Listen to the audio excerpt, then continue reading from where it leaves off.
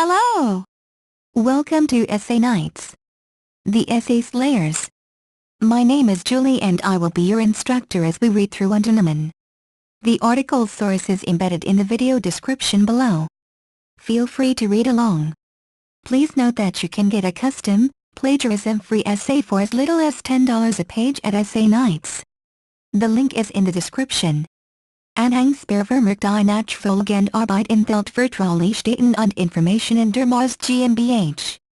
Veröffentlichungen oder Vervielfältigungen aus Nachschusses sind unausdrücklich schriftlich Genehmigung des Unternehmens nicht gestattet.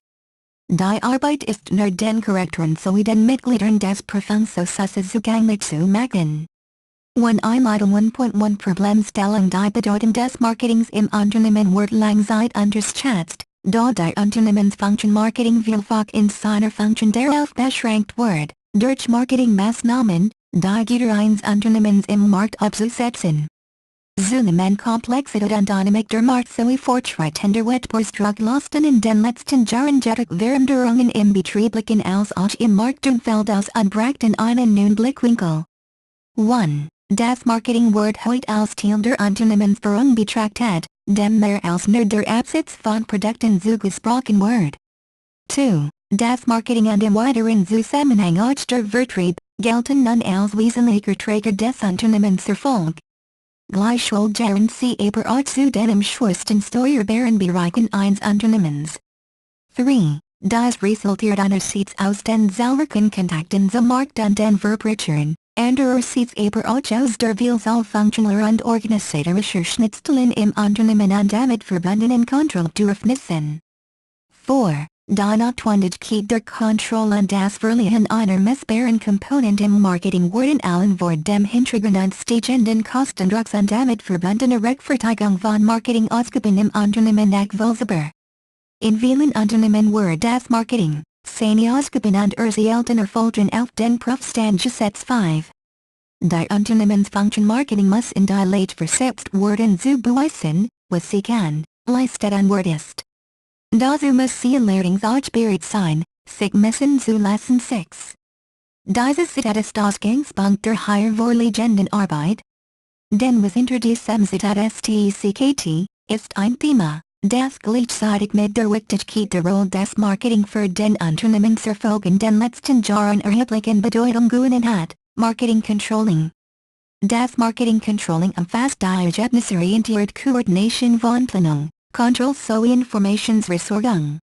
Darzustellen wie sich Marketingmaßnahmen und die Performance einer Marke entwickelt, müssen die Markenverantwortlichen den Erfolg ihrer Marke messen und belegen. Wie aus der im September 2009 veröffentlichten Studie Marketing Controlling, ein Vergleich Investition hervorgeht, messen jedoch lediglich die Hälfte der Unternehmen in Deutschland den Erfolg ihrer Marketingmaßnahmen und Marken. 7.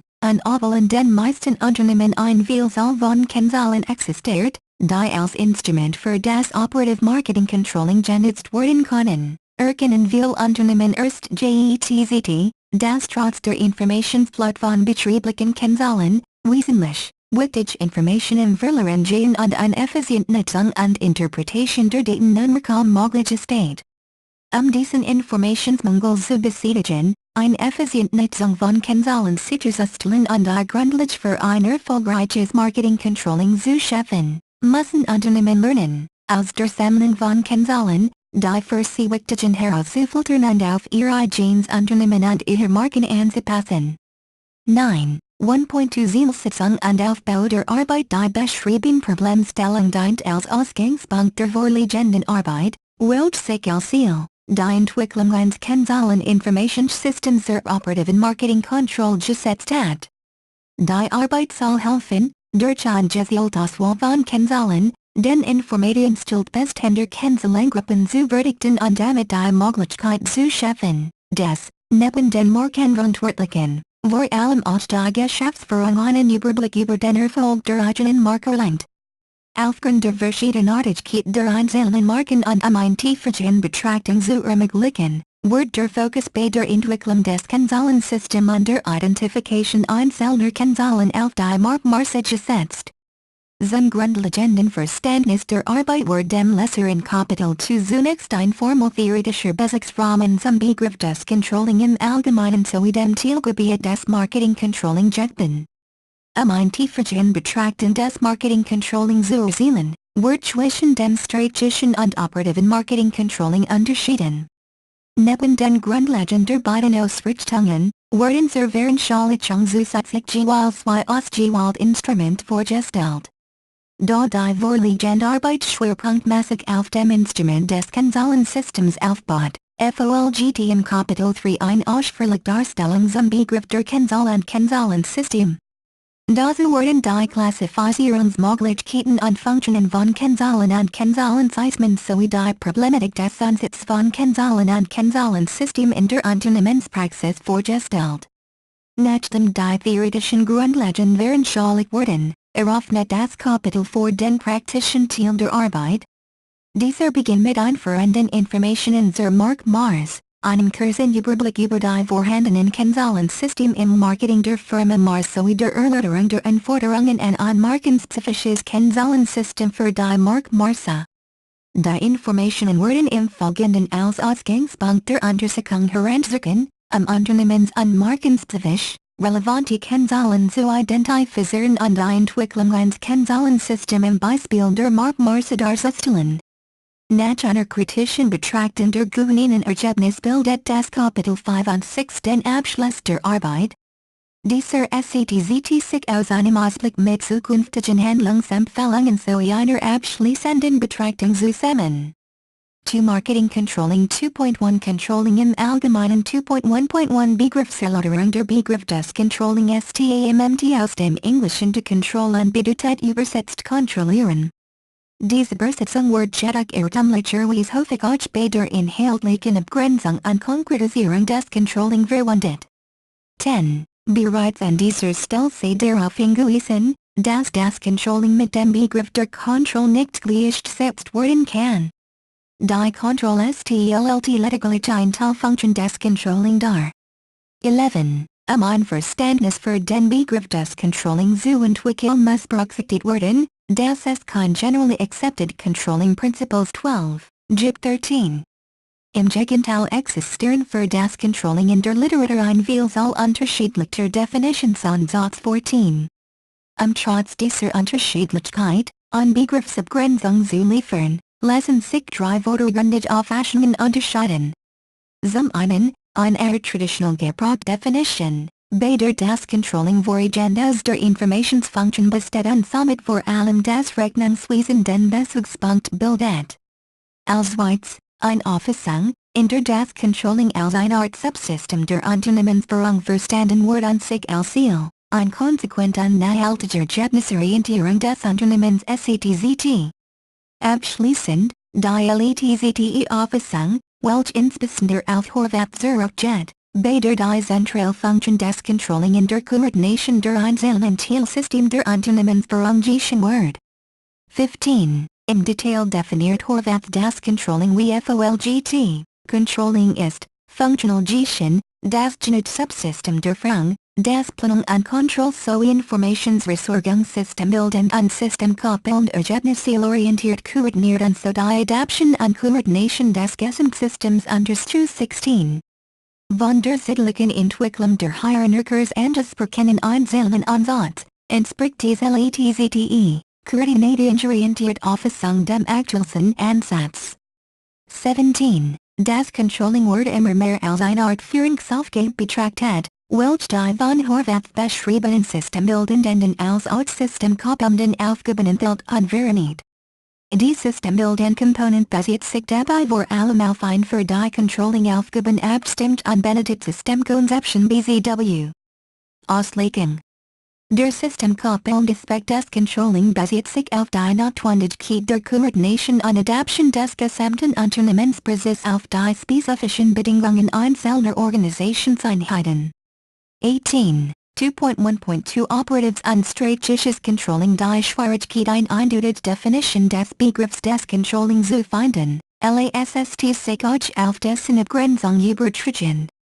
Trotz dessen ist man sich in der Literatur jedoch weitestgehend einig, dass das Controlling im weiteren Sinn, so operative als Ausstreichisch Element besetzt. 19. Dies Zweiggliedreich Differenzierung LASST wie FOLGT Erklären. Die Dynamik des Unternehmensumfeld in Begriffen der Markt, rechtfertigt die Forderung einer stetigen Anpassung der Unternehmen. Zugleich erfordern die stetigen Veränderungen jedoch einer Ganzung der gegenwärtigen Sichtweise, die Betrachtung zukunftsorientierter Chancen und Risiken zur Sicherung des langfristigen Unternehmenserfolg. Die gegenwärtige Perspektive wird in diesem Sinn durch das Operative, die langfristige Perspektive, durch das strategische Controlling abgedeckt. 20. Das strategische Controlling soll das Operative dabei nicht ersetzen sondern als Sinnvoll dienen. Operatives und strategisches Controlling bedingen einander gegenseitig, wie die Bildung von veranschaulicht. Das Operative Controlling, das sich im Wesentlichen an Zahlen und Ergebnissen der Gegenwart und Vergangenheit orientiert, soll die optimale Nutzung der aktuell vorhandenen Potenzial sichern. Dabei bieten es sich somit vor allem interner Informationsquellen welche die Kosten und Leistungen des Unternehmens gegenüberstellen. 22. Der Begriff der Kosten und Leistungen aus dem operativen Controlling wird im strategischen Controlling ersetzt durch Chancen und Risiken. Demnach beschäftigt sich das strategische Controlling mit der Identification von Chancen und Risiken, die Erfolgspotenzial eines Unternehmens zu erkennen.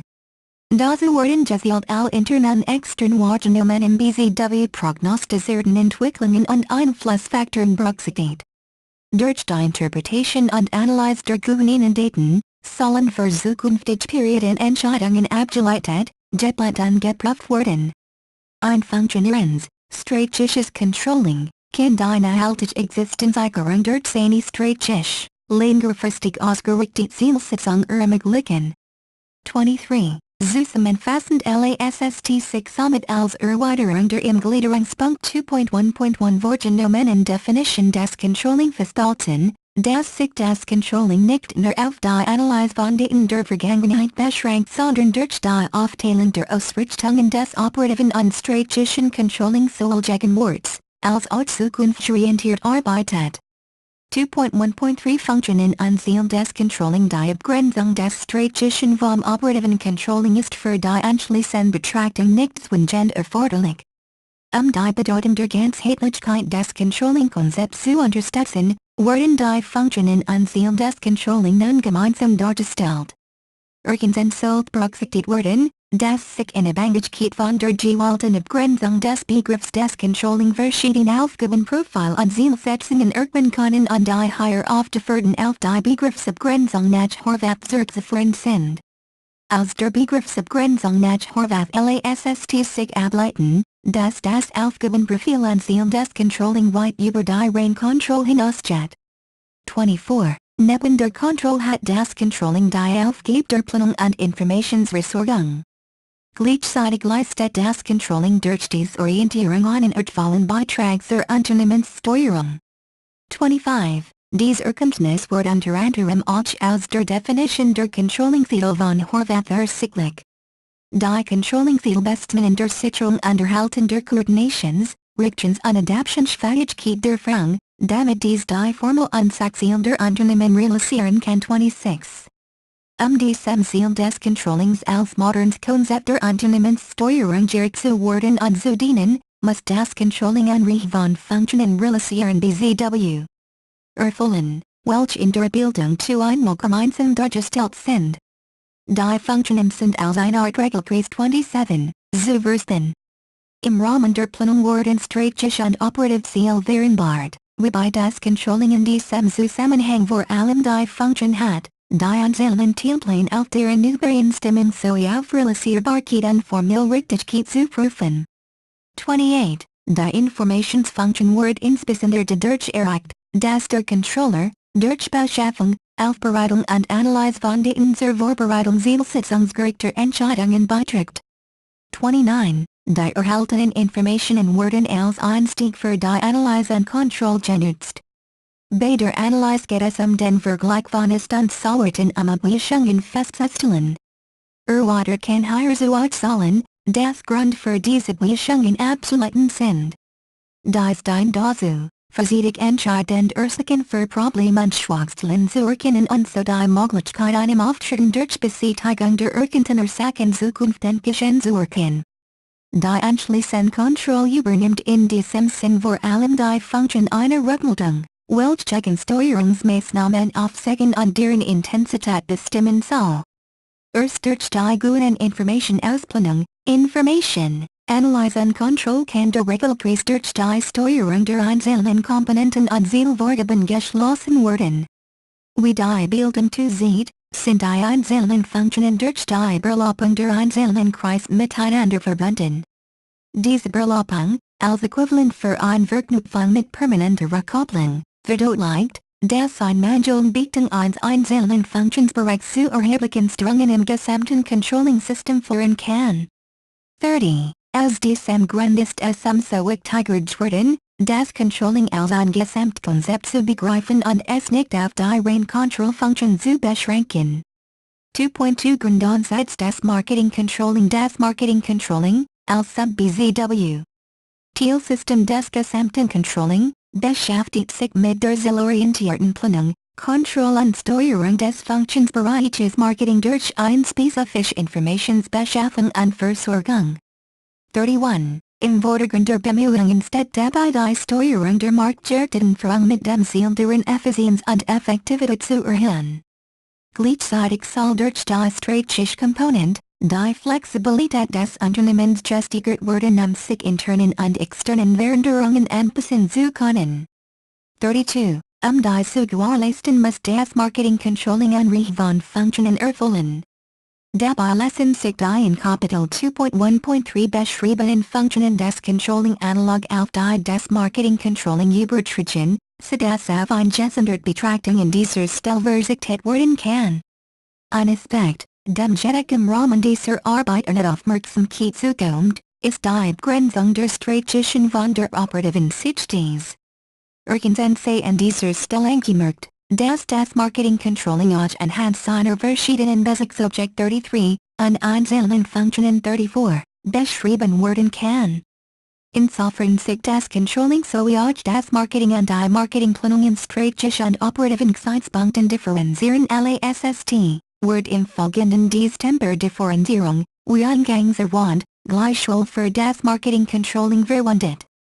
35. 2.2.1 Strategisches Marketing Controlling. 2.2.1.1 Grundlagen des strategischen Marketing Controlling. Wie das strategische Controlling, hat auch das strategische Marketing Controlling temporär betrachtet, ein längerfristige Ausrichtung und Perspektive.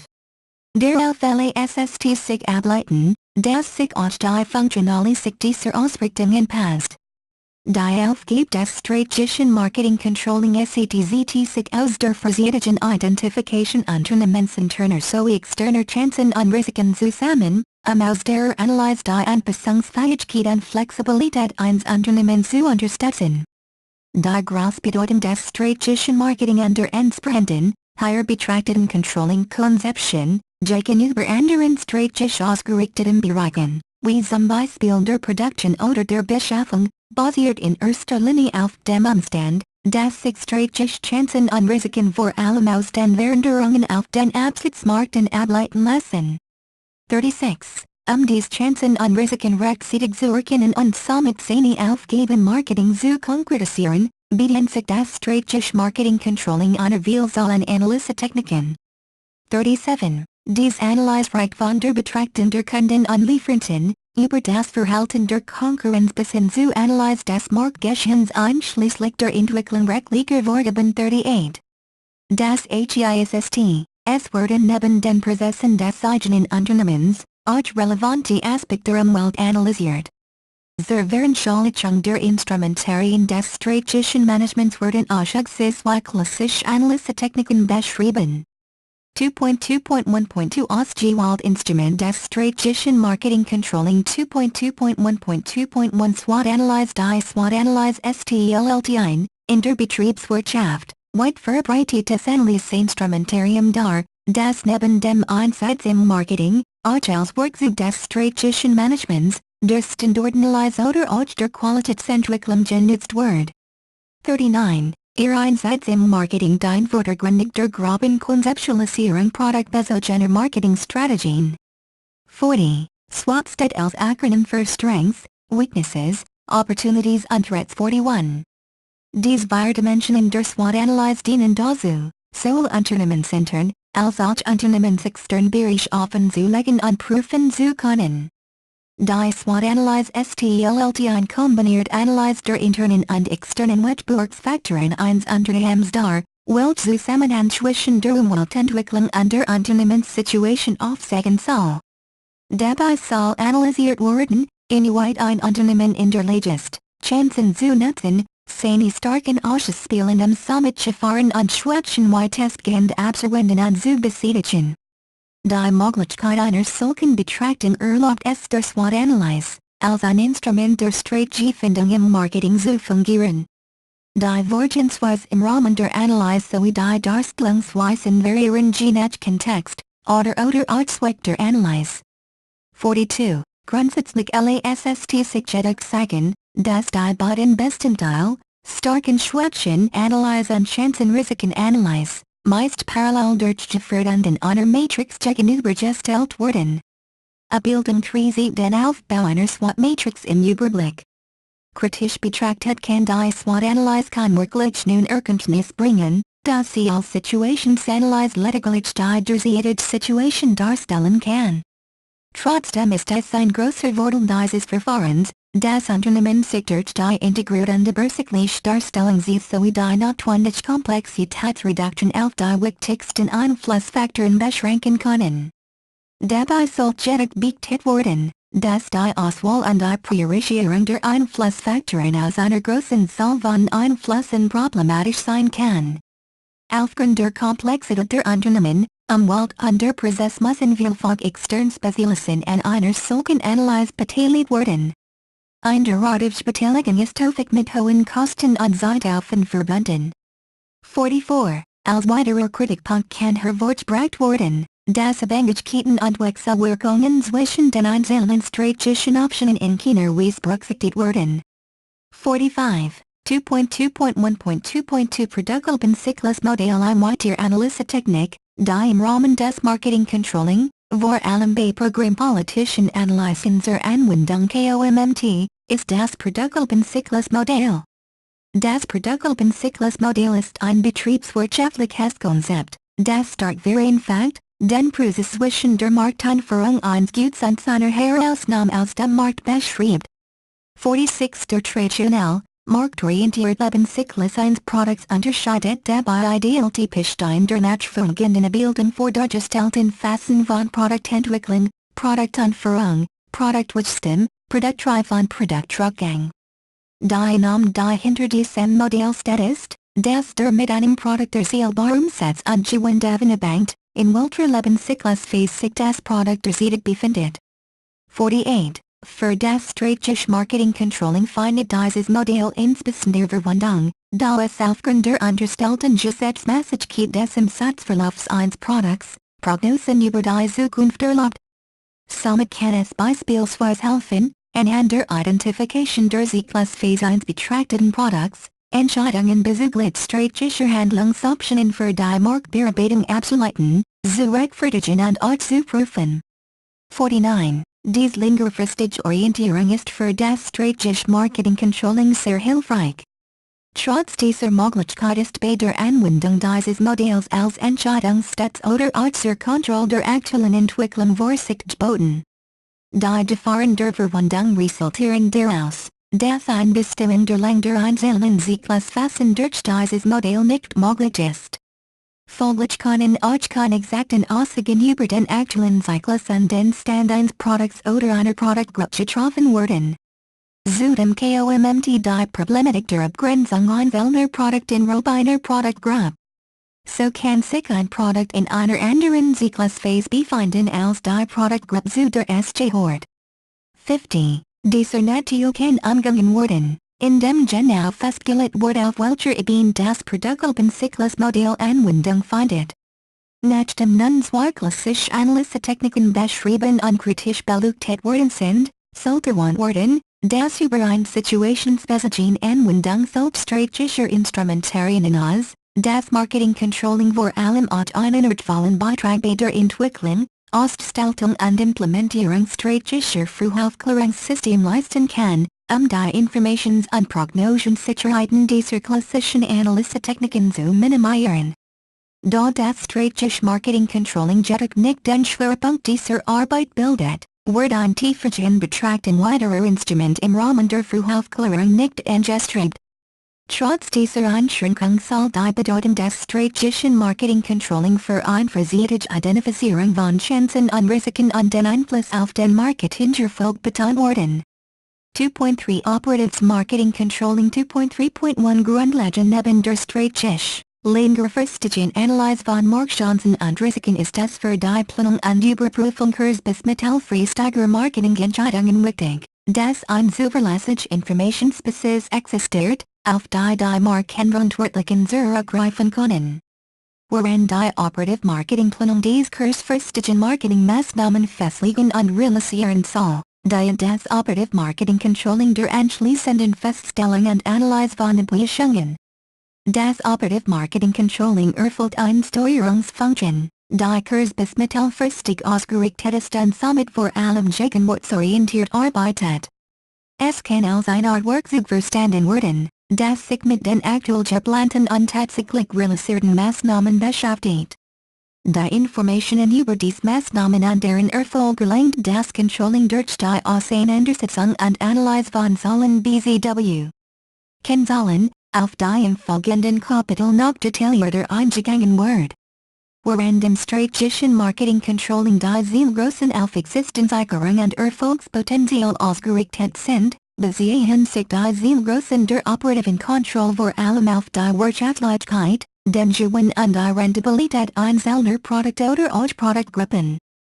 51. Der Vorteil der Betrachtung und Verarbeitung dieser Größen ist, dass sie einen hohen Detaillierungsgrad haben und der ausgehenden Aussagen eine höhere Sicherheit haben, als BSPW. Die von strategischen Daten. 52. Im Folgenden werden nun zwei ausgewählte Analyseinstrumente des operativen Marketing Controlling vorgestellt, die in der Praxis großen Ausdruck finden.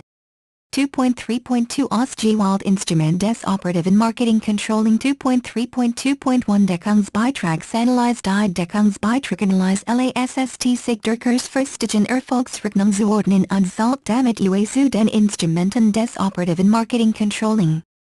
Feststellen inwieweit sich der Verkauf eines Produkts auf den Unternehmenserfolg auswirkt, gibt es verschiedene Analysemethoden. Im Rahmen der kurzfristigen Erfolgsrechnung wird dabei das Gesamtkosten- und Umsatzkostenverfahrens unterschieden. Das Gesamtkostenverfahren ist im Gegensatz zum Umsatzkostenverfahren kostenorientiert. 54. Da die Entscheidungen im Marketing jedoch vordergründig objektorientiert sind, ist das Gesamtkostenverfahren für ein tiefergehend Betrachten angeeignet. Gleiches gilt für die Verwendung des Umsatzkostenverfahrens auf Vollkostenbasis. Hier besteht die Gefahr, dass durch kurzfristige Treffenprogrammentscheidungen, wie sie bei dem Wegfall eines Produkts, die Selbstkostenanteil der anderen Produkte aufgrund der anteilsmäßigen Verteilung der Fixkosten, steigen und es so zu falschen Interpretationen kommen kann. Folglich beschränkt sich die anschließende Betrachtung auf das Umsatzkostenverfahren auf Basis der Teilkosten, das sogenannte Deckungsbeitragsrechnung G. Der Deckungsbeitrag entspricht dabei dem Beitrag der Erlös zur Deckung der Fixkosten 55. Für die Betrachtung der Teilkosten lässt sich die einstufig von der mehrstufigen Deckungsbeitragsrechnung G unterscheiden. Bei der einstufigen Vorgehensweise werden zunächst die aufsummierten Deckungsbeiträge ermittelt und von diesen dann die kompletten Fixkosten abgezogen. Wohingegen bei der mehrstufigen Rechnung versucht wird, den Fixkostenblock so aufzuspalten, dass den versicherten Basisobjekten oder auch Unternehmensbereichen zuzurechnen ist, wie es das Schema der Bildung sich sieht. 56. Dies mehrstufig und gleichzeitig differenzierte Betrachtung eignet sich vor allem bei Unternehmen mit mehreren Produkten bzw. Produktgruppen, da zusätzlich zu den Produktdeckungsbeiträgen auch Deckungsbeiträge von Produktgruppen, Kostenstellen und Unternehmensbereichen dargestellt worden können.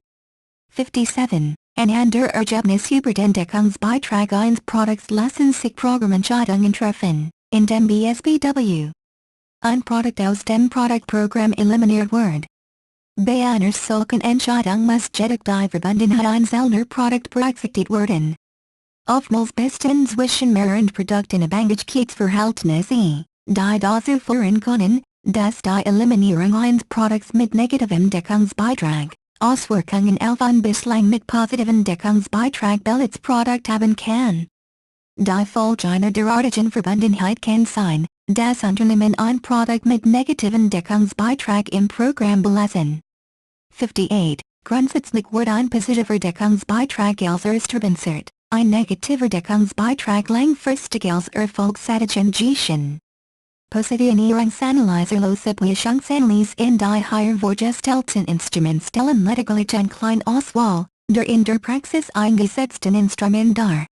Es sei angemerkt, dass Operatives ein strategisches Controlling teilweise auch auf den gleichen Instrumenten aufbauen. 59. Für ein Controlling-Instrument kann man festhalten, dass sie darauf ausgerichtet sind, die Controlling-Aufgaben zu erfüllen. Da müssen Controlling-Instrument unternehmensspezifisch angepasst und konzipiert werden. Ein Instrument, das flexibel angepasst werden kann und für die strategisch, vor allem aber auch für die Operative Marketing Control von Bedeutung ist, wird jedoch bisher noch nicht behandelt. Das Kapitel 3 widmet sich ausschließlich diesem Instrument, durch eine Darstellung des Ansatzes von Kennzahlen und Kennzahlensystemen. 63. Kennzahlen und Kennzahlensystem als Instrument des operativen Marketing Controlling 3.1 Kennzahlen bereits im vorangegangenen Abschnitt wird die Relevanz von Kennzahlen als Instrument im Marketing Controlling angedeutet. Die Stellung verdanken sie zum einen ihren Eigenschaften wie BSPW. Der vielseitigen Einsatzmöglichkeiten, zum anderen aber auch der Notwendigkeit des auf betriebsrelevante, aussagekräftige Daten im Unternehmen zur Entscheidungsfindung zugegriffen werden kann. 61. 3.1.1 Begriff von Merkmal einer Kennzahl ein Kennzahl ist TLLT ein Verdikt in Information über einen quantifizierbaren, betrieblichen Sachverhalt oder Tatbestand. 62. Kennzahlen können selektiert, komprimiert und problemorientiert informieren und sind somit für den unternehmerischen Entscheidungsprozess von großer Bedeutung. In der Unternehmenspraxis werden sie durch ihre Eigenschaften versucht sie zur Kontrolle von Prozessen und Ergebnissen, oder auch zur Analyse von Abweichungen im Fall ist Vergleich oder örtlichen Wirkungszusammenhang verwendet.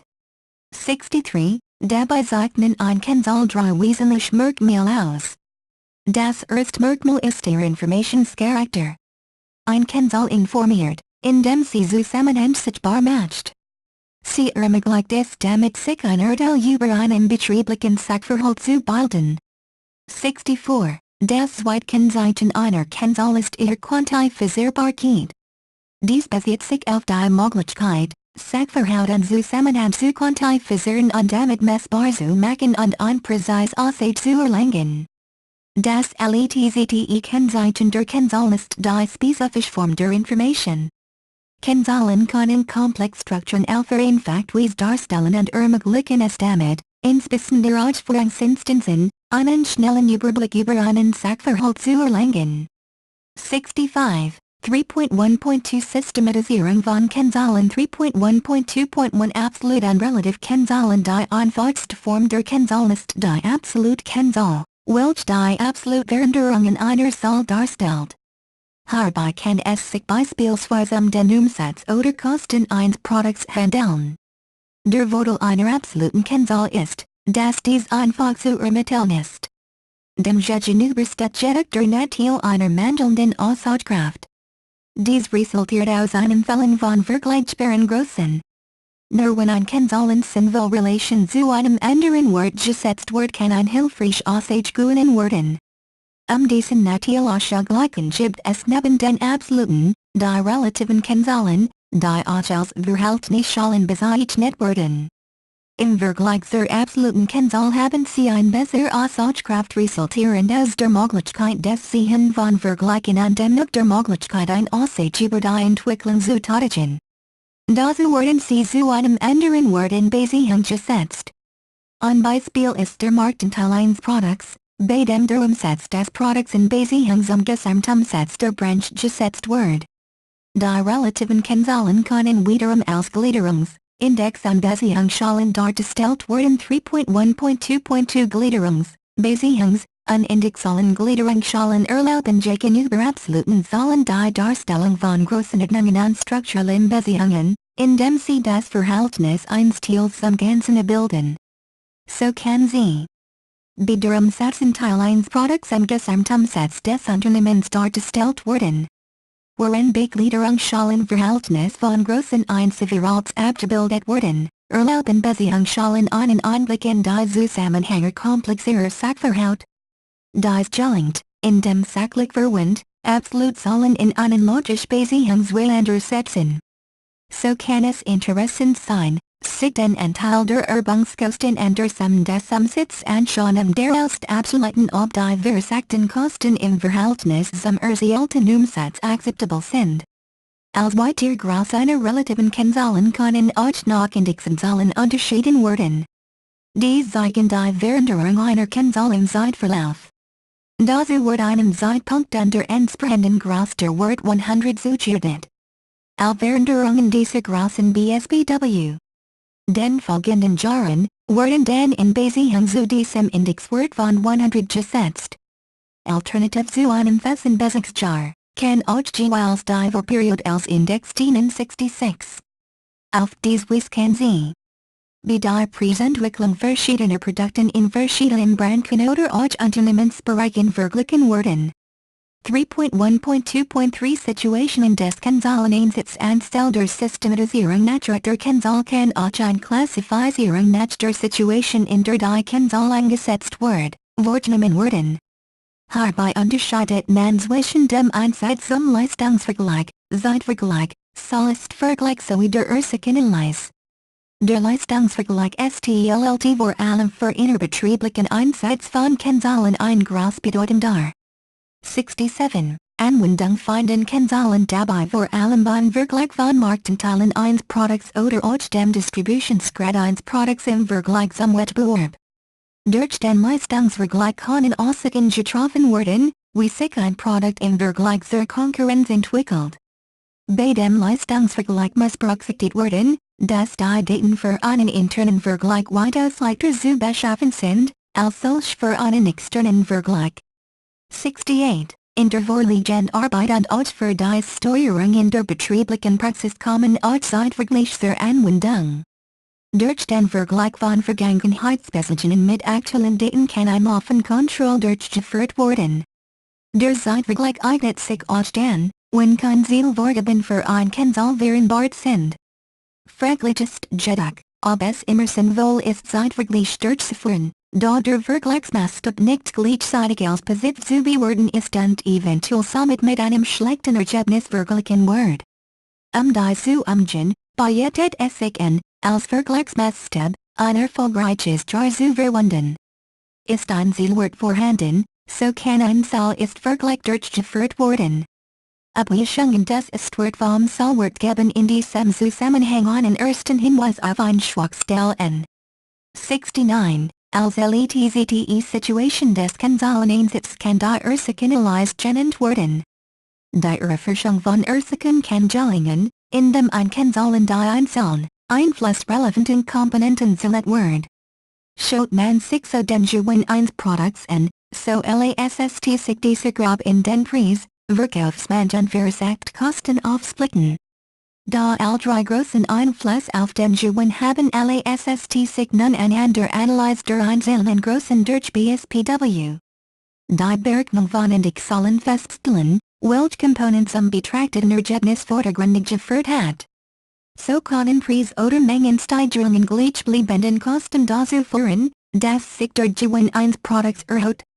70. Neben den beschriebenen Möglichkeiten der Systematisierung von Kennzahlen klassifiziert Rockman weiterhin nach den Aspekten Informationsbasis, statische Form, Zielorientierung, Objektbereichen sowie Handlungsbezug. 71. 3.1.3 Funktionen von Kennzahlen nach der Systematisierung der Kennzahlen lassen sich weitergehend fünf wesentliche Funktionen von Kennzahlen unterscheiden. Die erste Funktion einer Kennzahl ist die der Operationalisierung. Diese umfasst, das Kennzahlenbetriebliche Sachverhalt quantifizieren und somit Zielvorgaben konkret messbar machen. Anknüpfend an die Möglichkeit der Operationalisierung können Kennzahlen als eine Art Vorgabe fungieren, indem bei der Ermittlung kritisch wird als Zielvorgaben für einzelne Unternehmensbereiche gesetzt werden. Des Weiteren kann durch die laufende Erfassung von Kennzahlen und Identification von Schwachstellen oder Veränderungen, Anregungen gewonnen werden. Als letztes können Kennzahlen als eine Art Kontrollinstrument dienen, indem sie so ist vergleichsmöglichen und gleichzeitig Ursachen und Schwachstellen durch die Identification kritischer Wert aufdecken können. 73, 3.2 Kennzahlensystem 3.2.1 Allgemein Begriffserklärung einzelne Kennzahlenregeln zur Beurteilung von Sachverhalten in Unternehmen vielfach nicht aus. Aus diesem Grund ist es sinnvoll, ein gezieltes Wahl von Kennzahlen zu benutzen. Ein Kennzahlensystem stellt eine geeignete Gesamtheit von Kennzahlen dar, die durch den Bezugszueinander über die Gesamtheit einzelnerorts informieren sollen. Aufgrund ihrer Aussagekraft werden Kennzahlensystem zum Zweck der Planung, Steuerung und Kontrolle im Unternehmen eingesetzt und stellen somit auch ein bedeutendes Instrumentarium der Unternehmensführung und des Controlling dar. 74. Kennzahlensystem können unabhängig der Systematisierung der inbegriffenen Kennzahlen in zwei Arten aufgeteilt werden. Dabei unterscheidet man zwischen Ordnungs- und Rechenzeichen, die im Folgenden genauer beschrieben werden sollen.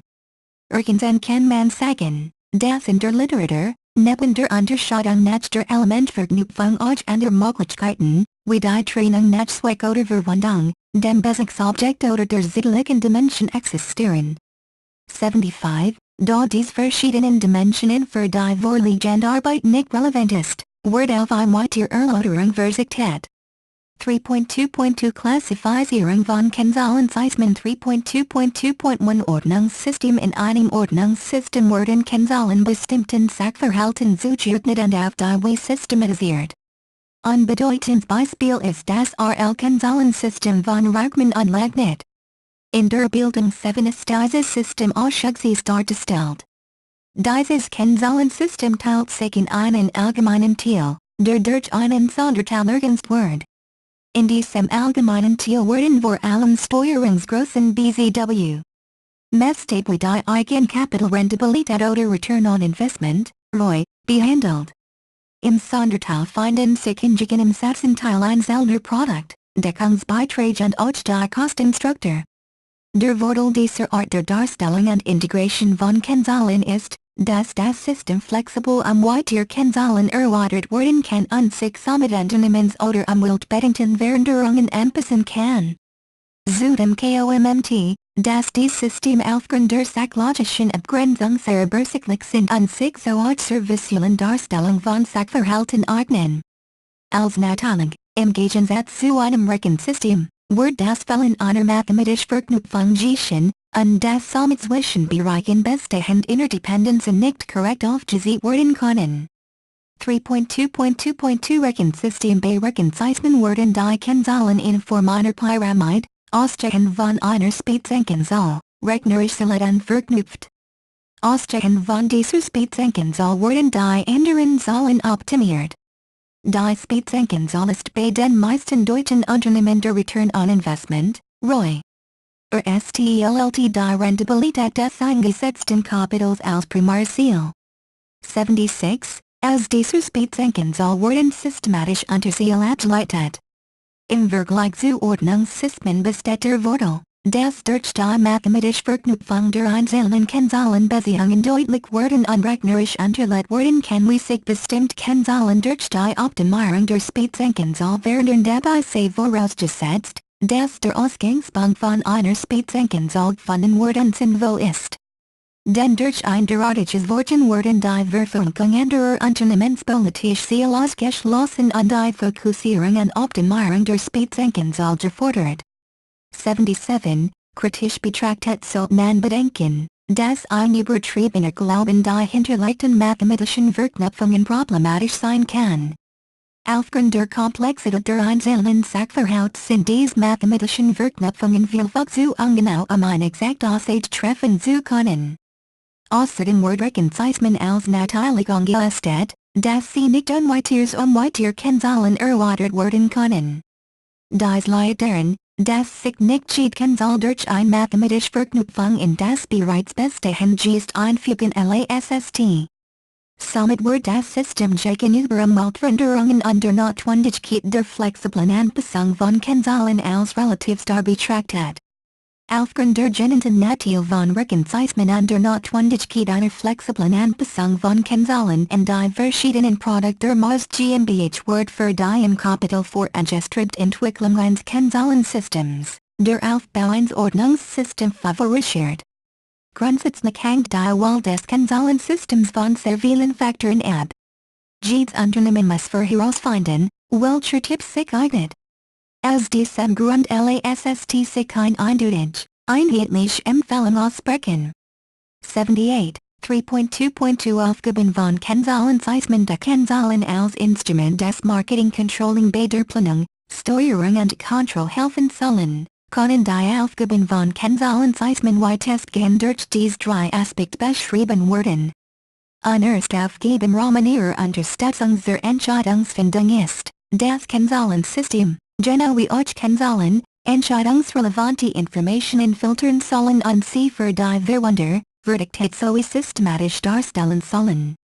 Sie erfüllen damit eine Informationsfunktion und liefern Daten für die Entscheidungsfindung. Als weitere Aufgabe ist, dass sie ein Urteil über die wirtschaftliche Situation eines Unternehmens liefern sollen. Dies gelingt, da die integrierten Kennzahlen vergleichbar sind und somit Unternehmens- und auch Wettbewerbsvergleich ermöglichen. Zudem kommt ihre Funktion der Kontrolle von Entscheidungen. Durch die Gegenüberstellung und Analyse von Kennzahlen können Abweichungen vom Sollwert aufgedeckt, ersichtlichen Zusammenhang aufgestellt und somit im Rahmen des Planes Vergleich erforderlich gegen Steuerungsmaßnahmen angeregt worden. 79. 3.3 Der Einsatz von Kennzahlen und Kennzahlensystem im Unternehmen 3.3.1 Die Problematik von Kennzahlen und Kennzahlen und Kennzahlensystemen spielen für die Steuerung von Unternehmen eine wesentliche Rolle. Damit sie richtig eingesetzt werden, bedarf es als ersten Schritt der Kenntnis über die Problematik des Kennzahleneinsatzes, der Spezialanforderungen und deren Einsatz abzuleiten. Dadurch des Kennzahlenvergleichs ist einfach zu beschaffen BZW zu berechnen sind, besteht die Problematik des Unternehmens den Einsatz von Kennzahlen häufig übertrieben und ihre effiziente Nutzung gleichzeitig missverstanden wird. 80. Grundsätzlich kann man sagen, dass ein Kennzahlensystem den umso nützlicher ist, wenn die Menge von Variablen auf eine überschaubare Menge beschränkt wird, welche die Wunderchen, wirklich relevanten Sachverhalt herausstellen kann. 81. Weiterführend sollte bei dem Einsatz einer Kennzahl immer beachtet werden, dass nicht gewährleistet ist, dass die richtige Kennzahl zur Interpretation einzelfalls erheben worden ist. Auf ein Kennzahlensystem übertragen, besteht die Frage ob die richtigen Kennzahlen in Beziehung gesetzt worden sind.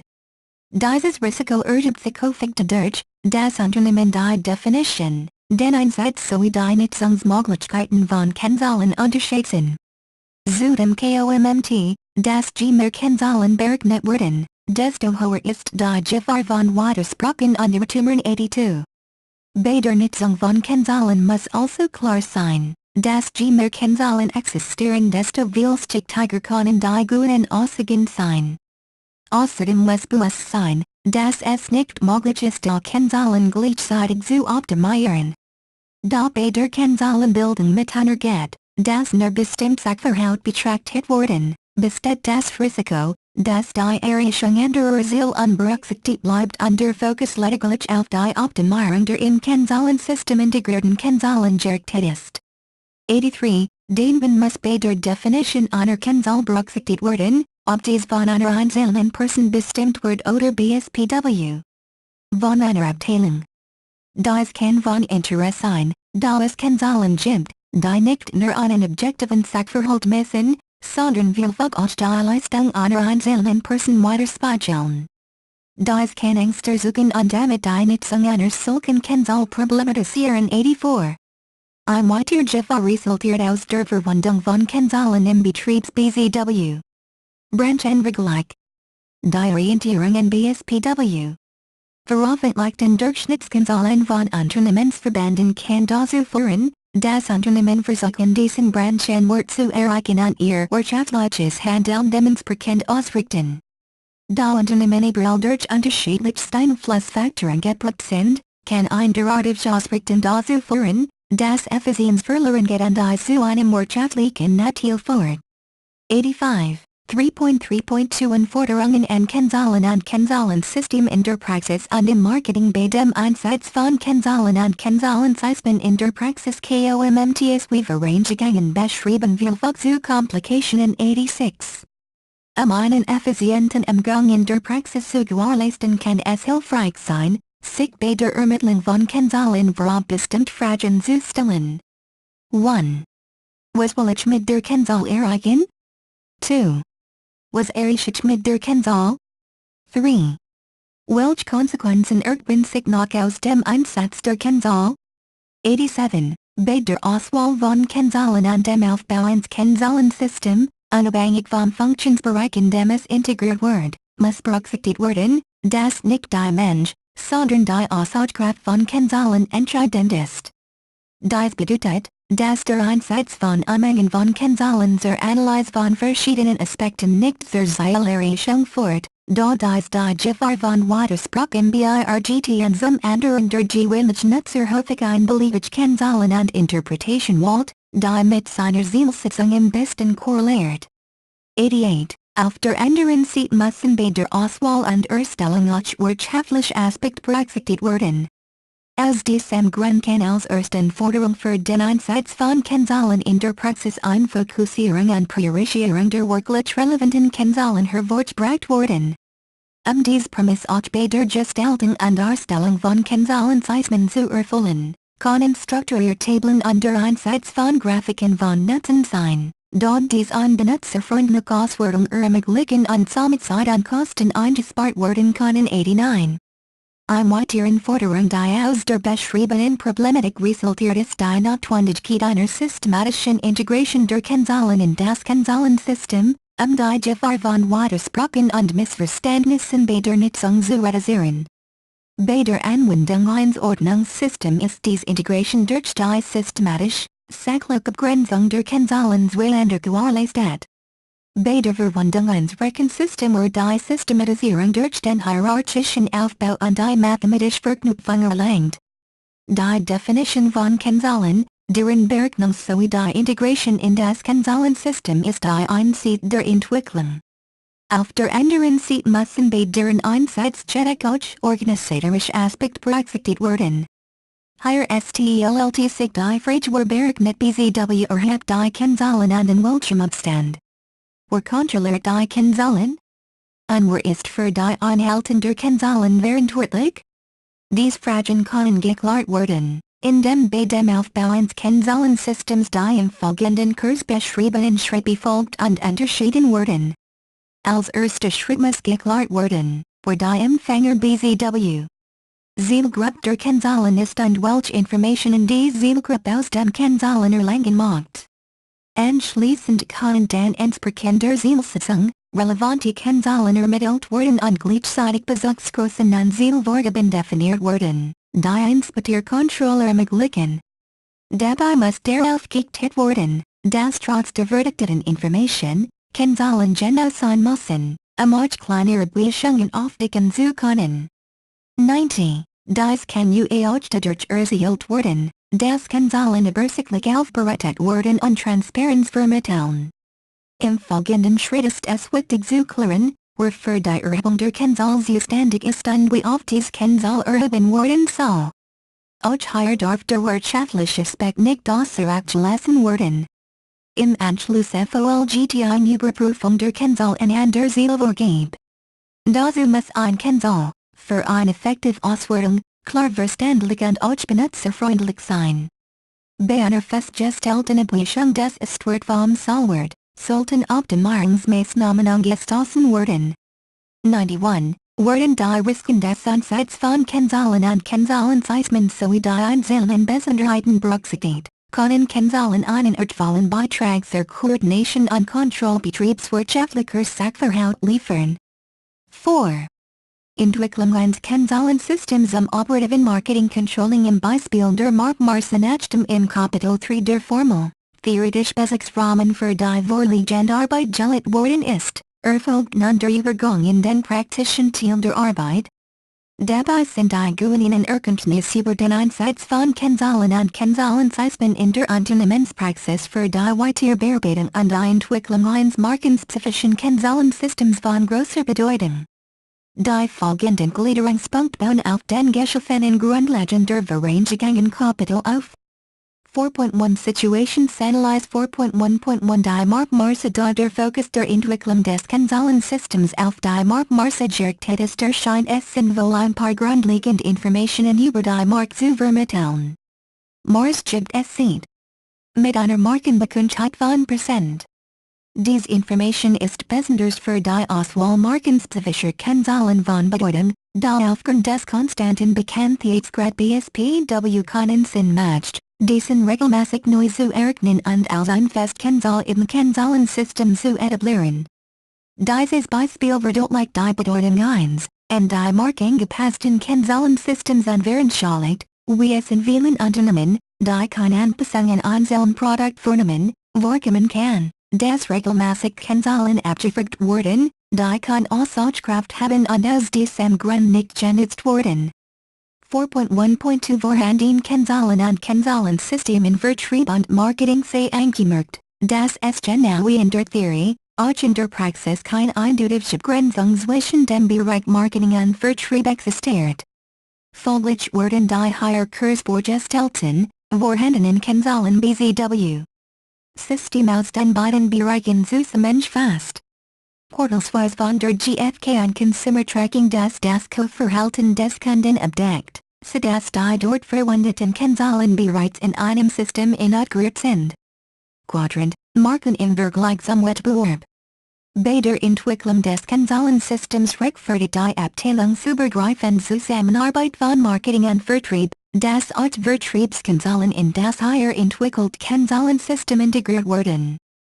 4.1.3 Zielgruppe und Zielsetzung des Kennzahlensystems im vorangegangenen Gliederungspunkt werden die derzeit vorhandenen Kennzahlen und Kennzahlensystem aus Marketing und Vertrieb beschrieben und die Notwendigkeit eines neuen Kennzahlensystems dargestellt.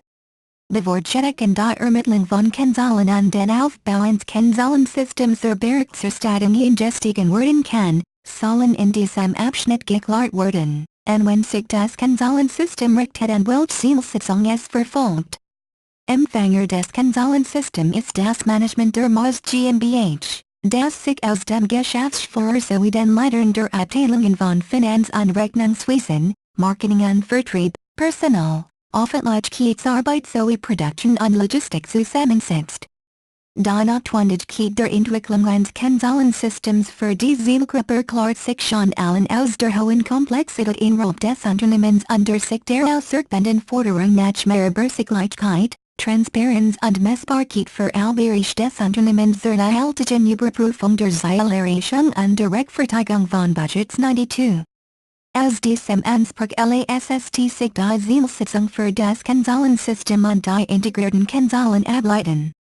Die Empfänger sollen durch eine Art der Berichterstattung auf übersichtlich Weise vermittelt bekommen, wie sich die Entwicklung der einzelnen Marken darstellt. Die ausgewählten Kennzahlen übernehmen in diesem Zusammenhang die Funktion der Verdichtung, Vermittlung und Kontrolle von Informationen, indem sie Sachverhalt quantifizieren und damit vergleichbar und messbar machen. 4.1.4 Unternehmensintern Vorgaben für das markenspezifische Kennzahlensystem nach der Vorstellung der Zielgruppe und Zielsetzung folgt ein Kurserläuterung bezüglich bestehender unternehmensinterner Vorgaben und den Forderungen an das Kennzahlensystem, die sich ausgesprochen mit der Geschäftsführung und den Markenverantwortlichen herausgestellt haben. Dies dienen als eine Art Handlungsrahmen für die anschließende Untersuchung. Die im Veranskangenen Gliederungspunkt beschrieben Zielsetzung des Kanzalensystems sowie die Forderung nach der Möglichkeit einer laufenden Kontrolle und Vergleichbarkeit als Erstvorgabe für das markenspezifische Kanzalensystem geschaffen werden. 93. Dies bedeutet, dass das Kanzalensystem auf die Bedürfnisse der betrachteten Marke zugeschnitten werden muss, gleichzeitig trotzdem vergleichbar zu anderen Marken bleibt. Die Forderung nach einer laufenden Kontrolle kann erreicht werden, indem Abweichungen vom Sollwert durch ein Vergleichsgroß oder ein Zielvorgabe gemacht werden. Dabei sollen optimalerweise die aus der Marketingplanung bereits festgelegten Ziele für einzelne Kanzalenanwendung finden. 94. Für Kanzalen bei denen kein Zielvorgabe gesetzt wird angestrebt, Daten aus der Vergangenheit zu verwenden. Die genaue Festlegung, welcher Vergleichsart sinnvoll ist, wird im Gliederungspunkt 4.2.1 behandelt. Unter dem wirtschaftlichen Aspekt muss beachtet werden, dass die integrierten Kanzalen einfach, mit geringem Zeitaufwand sowie mit minimalen Kosten zu beschaffen sind. 95. Dazu sollen vorhandene Ressourcen, wie die Kooperation mit der GfK-Konsumentenforschung, AC Nielsen und auch Internetbanken und Daten aus dem Rechnungswesen 96, genutzt werden. Der Vorteil der Verwendung vorhandener interner Quellen ist, dass alle Abteilungen und Standorte auf die gleichen Quellen zugreifen können und damit gewährleistet ist, dass die guten Daten auch Abteilungs-BZW-Standort übergreifend verglichen werden können, wobei sichergestellt ist, dass die Kennzahl einer identischen Quellenberechnung entstammt. Weiterhin wird gefordert, dass die Möglichkeit besteht, die Daten auf elektronischem Weg weiterzuleiten. Dabei jettet sich eine Darstellung in Excel oder PowerPoint an, welche als Anhang in einer E-Mail transferiert werden kann. Außerdem hat ein gezielter Einsatz von Excel den Vorteil, dass Sachverhalte übersichtlich dargestellt werden können und zukünftig die Möglichkeit besteht, mit Unterstützung entsprechender Software, die Excel-Tabellen automatisch, mit den neuen Daten aus den einzelnen Quellen zu aktualisieren. Die LETZTE-Forderung bezieht sich auf die Art des Kanzalensystems. Da die Moz GmbH ein Unternehmen ist, das das auf Veränderungen reagieren macht, muss das angestrebte Kanzalensystem flexibel erweiterbar sein. Aus diesem Grund eignet sich die Nutzung eines Ordnungssystems dar. Dieses System flexibel erweitert und damit auch in einzelnen Marken und Umweltentwicklungen angepasst werden kann. 97. Auswahl, Definition der Kanzalen und Integration der Zielvorgaben nach dem nun festgelegt wird, welche Vorgaben und Forderungen seitens des Unternehmens gestellt und beachtet werden sollen kann mit der Auswahl von Kanzalen begonnen werden. Die Integration der Kennzahl rechtfertigt sich aufgrund der abteilungsübergreifenden Zusammenarbeit und Vielzahl von Schnittstellen der Bereich Marketing und Vertrieb, sollen neben Marketing-Kennzahlen auch Vertriebskennzahlen integriert werden. Die Anforderungen in ein Kennzahlensystem für die Marktmaß haben gesehen, dass es nicht ausreicht, sich bei der Auswahl der Kennzahl auf nur eine Art zu beschränken. Für die Auswahl werden daher im Gliederungspunkt 3.1.3 aufgeführten Arten von Kennzahlen betrachtet. Außerdem, für ein markenspezifischen Kennzahlensystem reicht ein ausgiebige Literatur nicht aus. Vielmehr ist es wichtig, direkt mit den Markenverantwortlichen zu sprechen, herauszufinden, welche Kennzahlen für das betrachtete Produkt oder die Marke von Bedeutung sind. Deshalb basiert die hierarchische Auswahl der Kennzahlen neben einer Auswahl aus der Literatur, auch auf markenspezifischen Empfehlungen. Dies bedeutet gleichwohl, dass die hier ausgewählten Kennzahlen auf die Marktmaße ausgerichtet sind und deshalb nicht ohne Einschränkung für ein Produkt verwendet werden können. Als erster Anhaltspunkt der Auswahl der Kennzahlen dient die Festsetzung von Zielvorgaben. Dies ist schlüssig, da es erforderlich ist, die gesetzten Ziele zu überprüfen. Dies soll durch das Kennzahlensystems sichergestellt werden. Da werden als erstes die mit Zielvorgaben hinterlegten Kennzahlen betrachtet. Natürlich sollten dies nicht blind übertrieben werden, sondern kritisch hinterfragt werden, ob ein Zielvorgabe sinnvoll ist und die Kennzahl aussagekräftig ist. Bekanntheit weniger bedeutsam für regelmäßige Erhebung, da Mars sieht. Jahren unverändert Bekanntheit in Deutschland von Prozent hat. Genauso wie die Bekanntheitsbeihalt der Kunden für das hier betrachtet Kennzahlensystem einen strategische Rolle, da Marsicharen mit der gleichen Rezeptor in den Markt verkauft wird. Somit sollte dies Kennzahlwörter gründig bepreis, Verpackungs- oder Rezeptoränderungen erhoben werden, zu sehen wie sich eine derartige Veränderung auf die Zufriedenheit der Kunden auswirkt. 98. 1. Kontrolle und Überprüfung der Erfüllung der Kennzahl durch Markenverantwortlichen welche bezugsgroß wenn kein Zielerichtung Vorjahre wird herausrechnen von Promos in der Darstellung farblich rot/grün/gelb. Zielsetzung auf einen Blick. Übersichtlichkeit, Darstellung, Übermittlungsmedium Erfüllung des Informationsbedürfnis organisatorisches 2. Datenquellen, Selbstständigkeit und Erhebungszentrum wie im Gliederungspunkt 3.3.2 herausgestellt wird ist es notwendig eine genaue Festlegung der Selbstständigkeiten und Erhebungszentrum durchzuführen. Dabei muss berücksichtigt werden, dass manche Kennzahlen nur in bestimmten Abständen abgerufen werden können, sodass sich die Erhebung in dem minimal erreichbaren Erhebungszentrum, in dem alle Kennzahlen neu erhoben werden können, orientieren muss. Für die hier ausgewählten Kennzahlen eignet sich der Zentrum 1 Monats. Dies ist zweckmäßig, da die Zielgruppe des Kennzahlensystems einmal im Monat zusammensetzt, die Entwicklung der einzelnen Marken zu beurteilen. Darstellung Systematisierung der Kennzahlen. Bei der Systematisierung der Kennzahlen kann die in Gliederungspunkt 3.1.3 verwendete Unterscheidung nach Arten verwendet werden. GGFLS Anstoßen von Gegensteuerungsmaßnahmen zur Erfüllung 99, durch Markenverantwortlichen One-Pager geplanten Akten und Geschäftsführung aktuellen Stand. Beabweichung wirft Fried auf das zukünftige Plan. Da sollen nicht einmal Facts auf einem Blatt zusammengefasst werden und geplante Aktionen ergänzt werden. Von einer detaillierten Betrachtung wie es zu den Empfehlungen kommt wird abgeschehen, da dies nicht Zielsetzung und Schwerpunkt dieser Arbeit ist.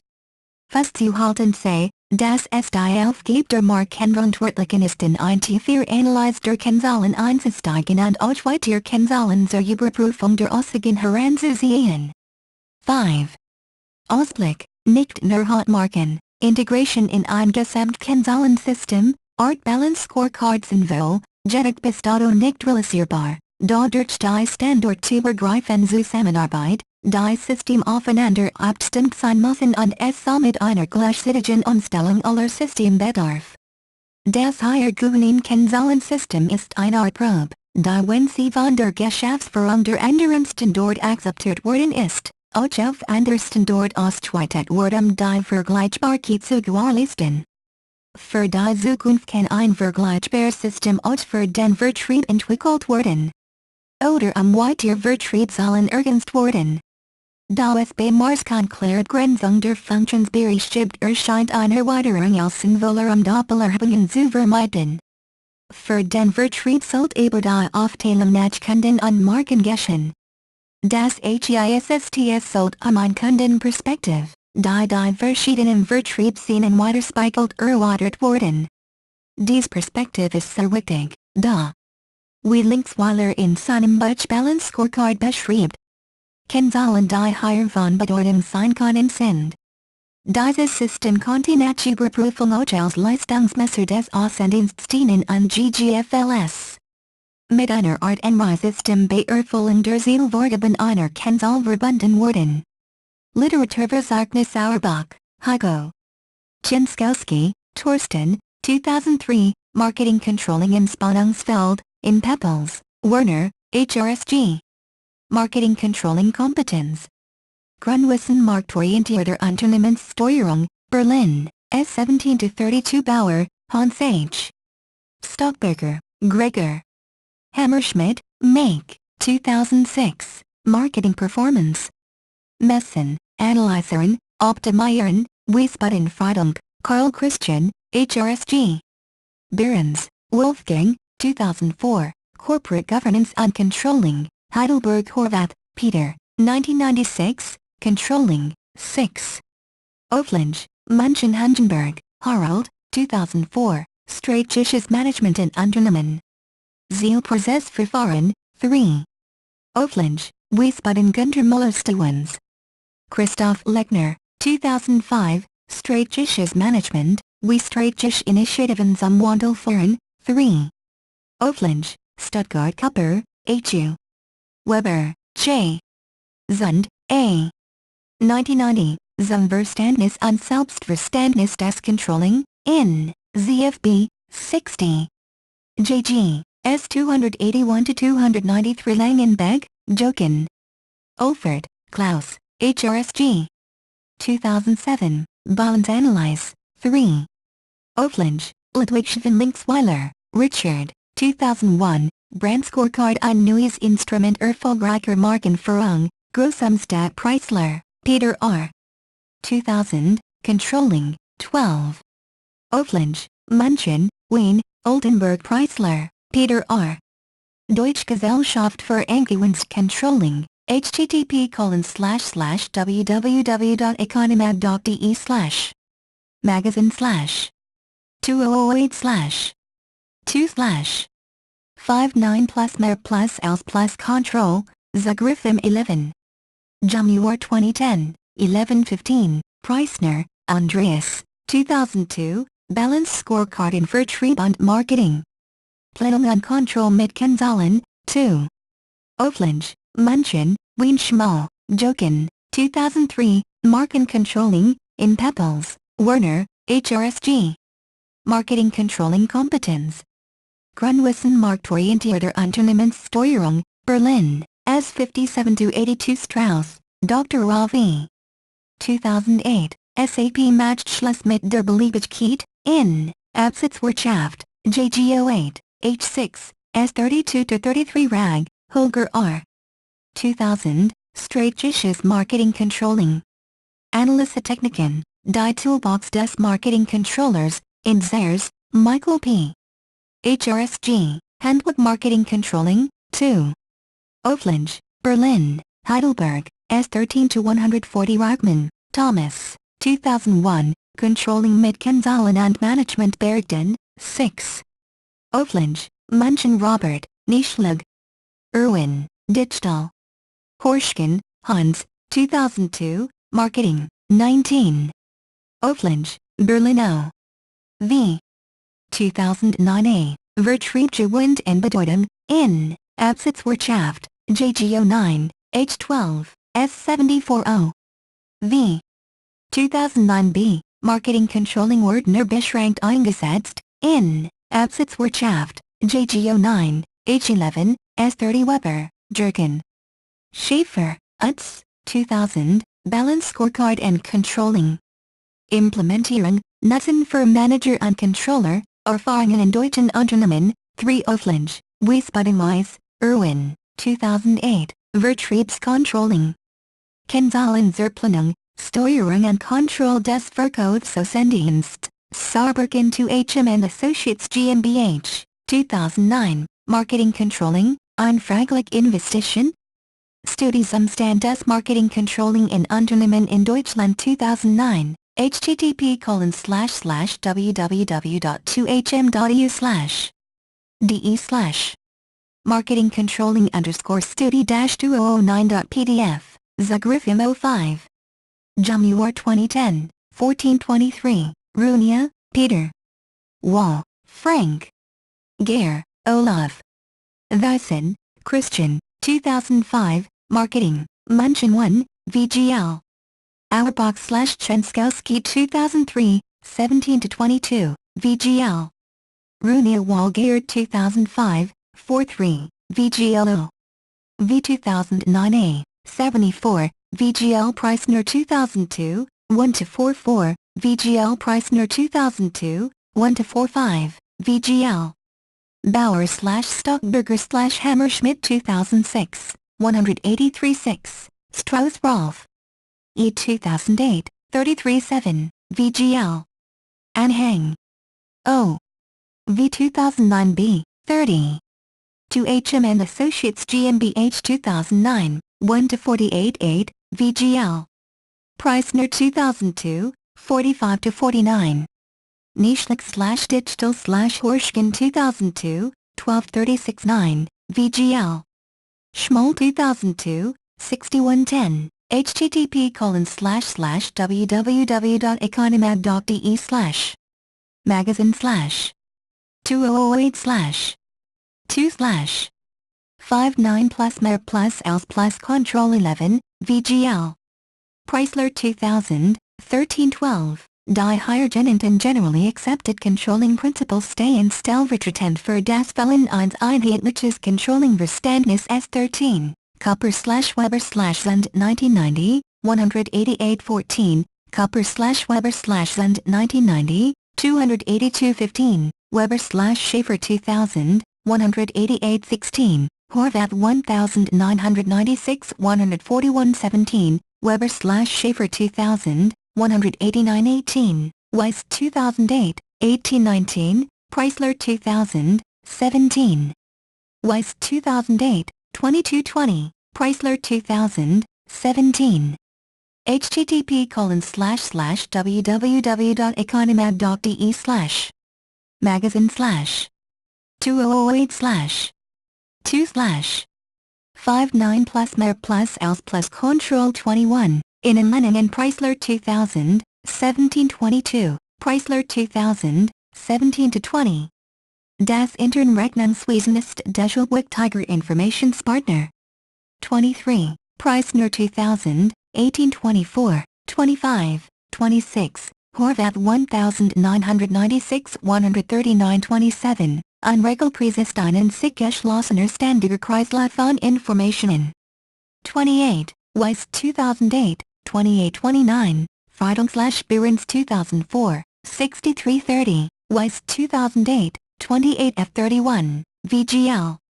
Auerbach/Chenskowski 2003 21-2632 Benkenstein 2001 226-33 Bezugsobjektkeinen Einzelnprodukt Marken Kunden Spartan oder Absatzmarktsign VGL Peppels 2002 734 als Funktionen können hier soll die Funktionen des Controlling genannt werden, als auch die Felder des Marketingmix, woraus sich das Marken, Innovations, Communications, Distributions, Verkaufscontrolling sowie das Controlling der operativen Distributionslogistik ergeben, VGL. Peppels 2002 735 VGL Auerbach/Chenskowski 2003 2436 VGL Rauchman 2001 490-492-37 VGL Rag 2000 1338 VGL Rag 2000 1339 VGL Rag 2000 1640 VGL Rauchman 2001 494-41 VGL Rag 2000 1842 43 Innenlening in Hungenberg 2004 8544 VGL Rag 2000 2245 VGL Muller-Stewin/Lechner 2005 226-46 47 Innenlening in 48 VGL Rag 2000 2449 VGL Rag 2000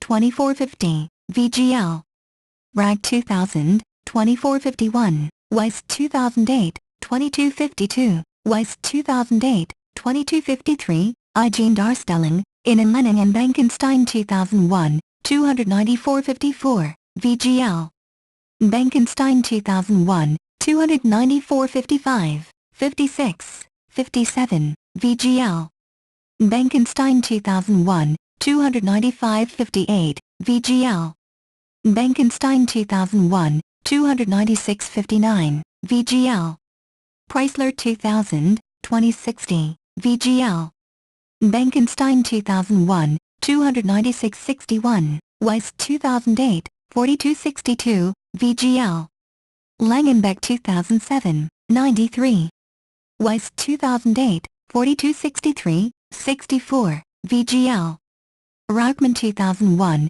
2065 VGL Rauchman 2001 2066 VGL Preissner 2002 46F67 VGL Preissner 2002 4768 VGL Preissner 2002 4769 VGL Preissner 2002 4770, VGL. Preissner 2002, 4871, VGL. Reichman 2001, 2172, Eugene Darstellung 73, VGL. Weber/Schaefer 2008, 175. Preissner 2002, 45 to 4774, VGL. Langenbeck 2007, 9575, VGL. Weiss 2008, 4776, 77, VGL. Weber/Schaefer 2008, 278, VGL. Weber/Schaefer 2000, 4879, VGL. Langenbeck 2007, 180, VGL. Preissner 2002, 48F, VGL. Schmoll 2003, 6181, 82, VGL. Preissner 2002, 6183, VGL. Weber/Schaefer 2008, 20184, VGL. Preissner 2002, 5885, VGL. Weber/Schaefer 2008, 20186, VGL. Preissner 2002, 4987, VGL. Preissner 2002, 5088, VGL. Preissner 2002, 4989, VGL. Preissner 2002, 61 to 63, VGL. Weiss 2008, 4590, VGL. Weiss 2008, 4591, VGL. Preissner 2002, 58 to 6192, 93, VGL. Weiss 2008, 4594, VGL. Weber/Schaefer 2000, 49 to 5295, VGL. Weiss 2008, 4596, 97, 98, VGL. Linksweiler 2001, 170.99, VGL. Preissner 2002, 58 to 61. Thank you for taking your time to listen to me. I hope you enjoyed learning about Unternehmen as much as I did. Kindly remember that you can get a custom, plagiarism-free essay at A9AYTZ for as little as $10. The link is in the description. See you next time.